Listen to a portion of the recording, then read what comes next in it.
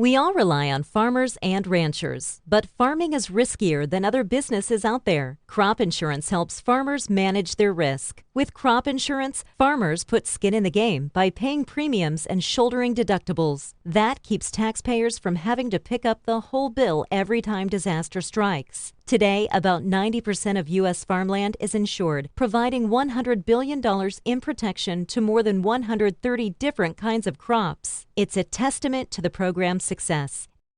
Thank you for joining us for our Agri-Pulse Washington Week in Review. I'm Spencer Chase, joined as always by Agri-Pulse Executive Editor Phil Brasher, discussing the week that was, agriculturally speaking, in Washington, D.C. And for ag policy in D.C., it's the same as every other corner of policy in D.C. All eyes were fixed on the reconciliation package, that Build Back Better Act, the process, the negotiations, the details, scarce as they might be.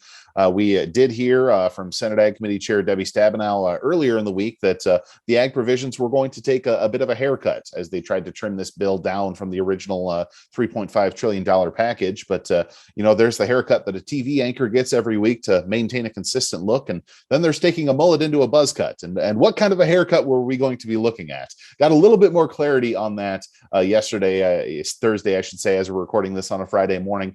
But Phil, as you look kind of at a 30,000-foot view of the ag provisions that we've seen in the legislative text that was rolled out yesterday, looks fairly similar to what we saw in that $3.5 trillion package.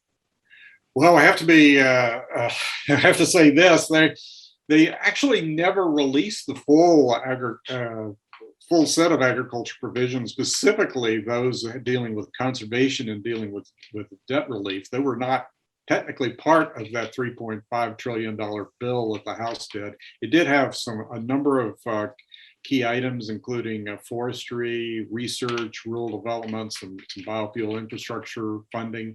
That was all included in that bill that the House put together, House committees put together back in September.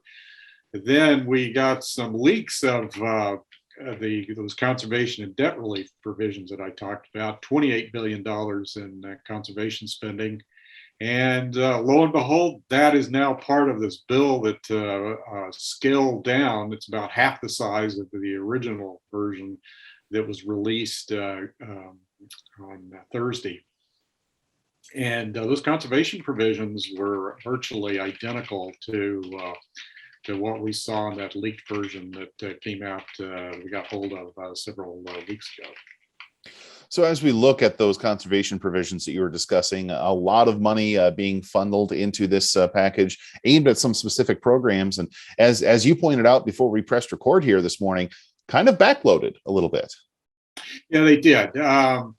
There's one very interesting new feature, a program that would provide payments of $25 an acre to farmers for growing cover crops. That would actually start in the current fiscal year, 2022. We're in fiscal 22 right now, and continue through fiscal 26. That was part of that original package. It's still in there. But there's also a lot of additional spending for the Farm Bill conservation programs, including the Environmental Quality Incentives Program, EQIP, Conservation Stewardship Program, Regional Conservation Partnerships Program. And like you say, a lot of that money was backloaded into, it's spread out over 5 years, but mostly backloaded into years 3, 4, and 5. The importance of that is that that means most of that money is going to be available to the House and Senate Agriculture Committees as they write the next Farm Bill. It's due in the existing bill, 2018 bill expires in 2023. And so they're going to have, the committees are going to have a say in maybe spreading that money out, maybe shifting how it's spent and so forth. They could potentially even shift it into other titles, technically, because one Congress can't bind what a future Congress does. But yeah, it's going to be available for the next Farm Bill. So one thing that we talk about the conservation spending as part of the agriculture provisions here. Really, Democratic leadership from the White House down to the Congress had been saying pretty consistently that this reconciliation package, this Build Back Better Act, was an opportunity for them to invest in climate change mitigation and seeing what they could do to invest in potentially stemming the impacts of that. And obviously, a lot of folks within ag policy, their ears perked up and wondered what that might mean for the biofuels industry, especially as the administration, the Congress looks at a growing proliferation of electric vehicles. But Phil, we do see some language in this reconciliation package, specifically some tax credit language that it looks to have some benefits to the biofuels industry going forward, does it not?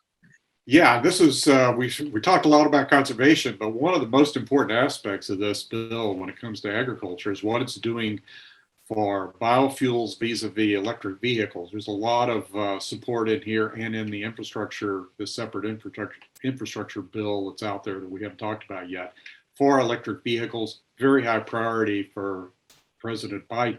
However, there is some meaningful support for biofuels. Now, the House and Senate had two different approaches to this.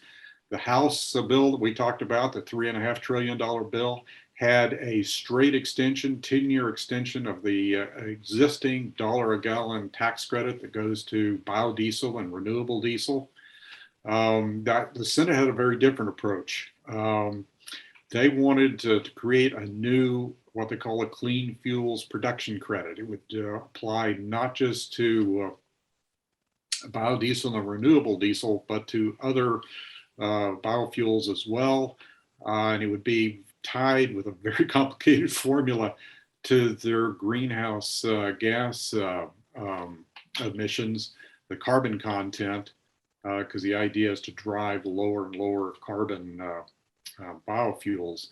And that, what the bill wound up doing, the new bill that we saw on Thursday, is it takes, it extends the existing biodiesel tax credit for 5 years, creates a new credit, temporary credit for sustainable aviation fuel, which can also be made from similar sources as biodiesel and renewable diesel, sunsets those after 2026, and then creates the Senate's clean fuel production credit.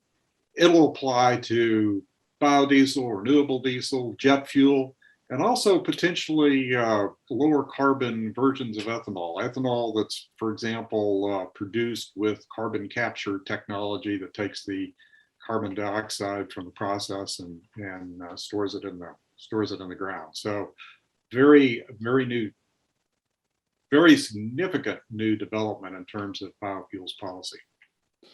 So as much as we know about that bill at this point, just based on our study of it, Phil's assessment, Phil's coverage that you can find on agripulse.com, you can also be sure that there are a number of very high paid lobbyists and slightly less highly paid consultants combing through that text right now, trying to determine exactly what is in there, what it will mean if and when the House and Senate do indeed take up this package and send it to President Biden's desk. And let's talk about that as well as we wrap up here, because as of course, a lot of folks that have been following this issue for a long time will know, this issue was kind of tied up with that infrastructure package, that the bipartisan infrastructure framework that was agreed to earlier this summer now. And we've seen the Senate pass that bill, awaiting House action on it. And the House progressives had blocked further consideration of that infrastructure bill until they were satisfied with where things stood on the reconciliation package. And now we await consideration really of both bills going forward. And I don't know if anyone's necessarily ready to hazard a guess as to when exactly that will happen, but certainly something that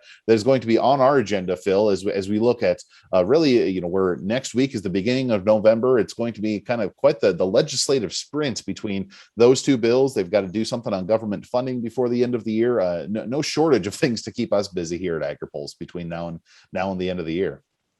Yeah, I don't think we cannot understate the significance of the development on Thursday with the release of this smaller $1.75, $1.8 trillion agreement on the Build Back Better Act.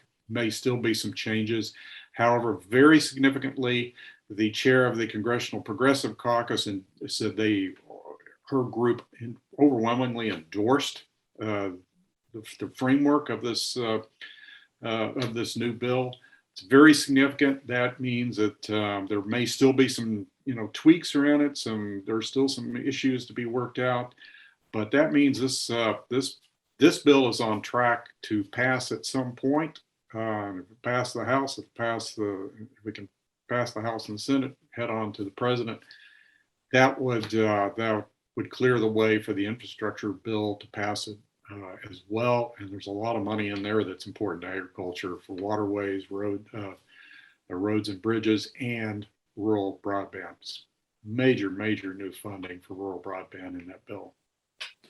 But for this week, the smell of jet fumes loomed large on Capitol Hill as a short-term extension of highway authorization was offered here on tail end of next week. That'll take them into the beginning of December. And so there was the hope that they could potentially have some kind of big legislative victory in President Biden's back pocket as he got on the plane and went over to Rome, to Scotland, for a number of climate-related conversations. That opportunity has obviously passed Congress by. It remains to be seen what they're going to do with the next couple of months, but we will be sure to keep an eye on all of that and bring you the latest in our coverage at agripulse.com. But I think that's going to do it for this week. So for Phil Brasher, I'm Spencer Chase.